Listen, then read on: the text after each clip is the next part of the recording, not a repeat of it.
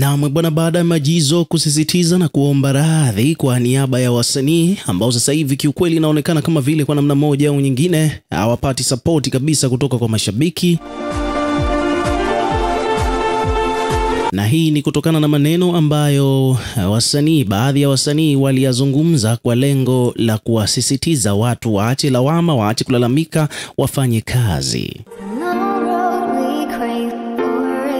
Sasa Majizo bwana, akiwa kama moja kati ya media tycoon, akiwa kama mtu ambaye yupo katika entertainment industry kwa muda mrefu sana, na yeye pia amejitokeza kwa ajili ya kulizungumzia swala hilo, akiwa anadai kwamba bwana, kwa namna moja au nyingine ni kwamba wasanii wanatakiwa wapewe break kidogo. Yani hii issue ya kuanza kuwaadhibu kwa kuto kusupport kazi zao ni kama vile wanaonewa, kwa sababu wasanii wao walichokuwa wanakifanya ni kuhakikisha kwamba wanatafuta riski, na riski kwao wao wanatafuta popote pale. Kwa hiyo hakukuwa na haja ya kuwa blacklist wasanii, yani kwamba wakitoa kazi zao wasizisupport, kwani hivyo kufanya hivyo kwa mashabiki kunapelekea kumaliza kabisa industry ya muziki wa Bongo Flava hapa Tanzania.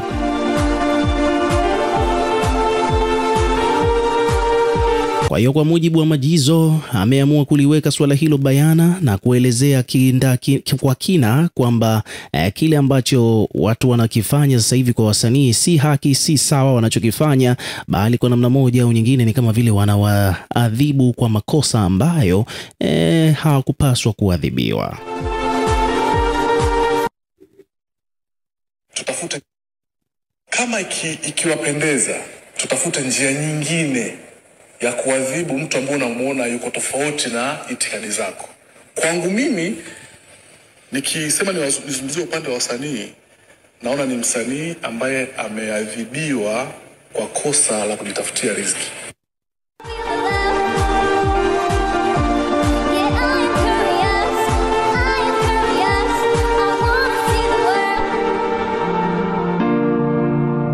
So hivyo ndivyo alivyokuja kuzungumza Majizo kuhusiana na hiyo situation, na yote haya bwana ni pamoja na zile kauli za Diamond, Dimples, Mario pamoja na Juma Jux ambazo alizitoa kuwasisitiza watu wafanye kazi, pamoja na mambo mengine ambayo yakatokea baada ya zile kauli. So nadhani unaelewa what is going on. Kwa hiyo kwa namna moja au nyingine ni kwamba Majizo amejitokeza kwa lengo moja tu la kuomba radhi, kuombea radhi wasanii kwamba waendelee kupata support kwa ajili ya kukuza muziki wa Bongo Flava hapa Tanzania, na sio hiki ambacho kinachoendelea ni kama vile kudumaza muziki wa Bongo Flava kwa ujumla. Sasa baada ya Majizo kuzungumza hayo bwana, kila mtu amejitokeza na kutoa maoni yake kuhusiana na hiyo situation. Nikisema kwanza nikusomee comment hapa bwana, unaweza ukabaki mdomo wazi kutokana na baadhi ya maoni ya watu ambao wameyatoa, lakini kuna watu ambao wamepaza sauti zaidi, kama vile kwa mfano hapa bwana, yuko Ali B ambaye huyu pia ni mdau wa entertainment industry.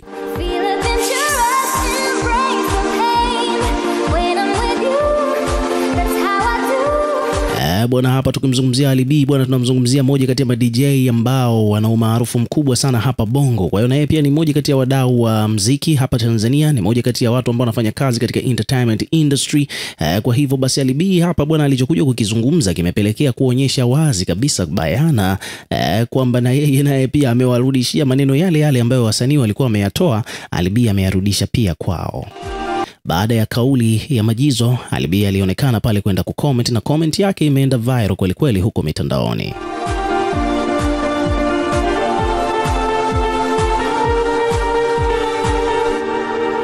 Kwa mujibu wa Ali B, yeye bwana, comment yake inasomeka kwamba watu wafanye kazi tu, waache kulalamika, huwezi kumlazimisha mtu kupenda kiporo, we need fresh food. Yani hapo Ali B anadai kwamba bwana, wasanii wao cha kufanya ni kwamba wafanye kazi tu, waache kulalamika, kwani hauwezi kulazimisha mtu ale kiporo. Watu wanataka vyakula fresh kabisa vinavyotoka jikoni muda huo, na sio chakula cha jana.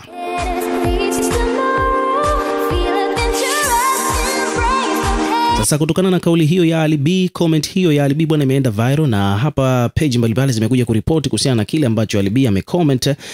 Kwa mfano hapa kuna page ameandika kwamba DJ maarufu kabisa wa muziki hapa Tanzania, DJ Ali B ametoa maoni yake kupitia jukwaa la maoni kwenye comment section ya mkurugenzi wa kituo cha habari cha EFM Radio Majizo, wakati alipokuwa akiwatetea wasanii kwa mashabiki zao. Kupitia comment section, Ali B ametoa hayo maoni kwamba kila mtu afanye kazi na huwezi kuwalazimisha watu wale kiporo, watu wanataka fresh food.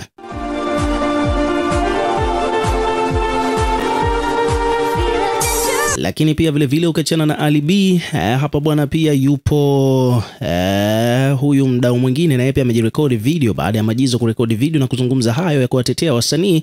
Kuna kijana mwingine hapa na yeye pia amerekodi video na imeenda viral vile vile. Nataka hapa umsikilize alichokisema kumjibu Majizo kuhusiana na hiyo kauli ya kuwatetea wasanii baada ya kuona kwamba wasanii kazi zao sasa hivi hazipati support kutoka kwa mashabiki wao.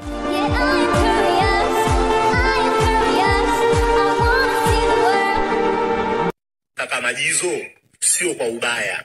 Hoja ya wananchi kuhusiana na wasanii sio itikadi ya chama, sio kwa sababu wako kwenye itikadi gani. Hoja za wananchi kuhusiana na wasanii kwenye ajenda zinazohusu umma, wasanii huwa wanajitenga, huwa wanajificha. Ukisoma fasihi inasema msanii ni kioo cha jamii. Sasa wasanii wetu huwa wanajificha. Kwa hiyo hizi hasira za wananchi zimetokana na jambo hilo. Hata mwenyewe na hasira. Nitakupa mfano. Taasisi ya elimu ilikuwa na program chanya kabisa ya kijamii, chanya ya kitabu kimoja kwa mwanafunzi mmoja. Lengo kukusanya fedha ili kuhakikisha vitabu vinaenda kwa wingi. Wasanii wetu licha ya umaarufu wao, followers wao, hakuna walioposti ile program. Walipita kimya kimya kama hawaoni. Lakini taasisi ya elimu walienda IFM, walienda Wasafi, walienda na media nyingine. Wasanii hawakuona. Ni Mwijaku peke yake, mbali na mapuuza yake mwingine, ni Mwijaku peke yake. Wengine wote hawakuona. Lakini watu hao ukiwa kuna kibao kata wataposti wiki moja kabla. Watu hao sijui wakitoka wapi wanaenda wapi kwenye wataposti. Lakini jambo linalogusa maslahi chanya ya mashabiki zao hakuna. Sasa mimi nataka niulize, hiyo ajenda ya kielimu nayo ni ajenda ya itikadi? Sasa kama kuposti issue ya vitabu vya watoto, wao hawakushiriki, hawakuona, wananchi wana haki ya kuwa na hasira nao. Mbona vitu vingine wanaposti? Mbona vitu vingine wanaposti? Kwa hiyo waacheni wananchi wawe na hasira, na hii iendelee kuwa fundisho kwamba mbali na itikadi tulizokuwa nazo, ukishakuwa msanii, ukishakuwa kioo cha jamii, zinapokuja ajenda za kijamii, bila kujali upande uliopo, shiriki. Mimi swala la vitabu liliniuma. Alafu ndo wao ukaona wakajikusanya, kuna sehemu wakaenda na wakachangia. Alafu kwenye vitabu vya watoto even kuposti walipita kama wanaaga msiba wa shoga. That is very bad. Kwa hiyo acha walipe gharama.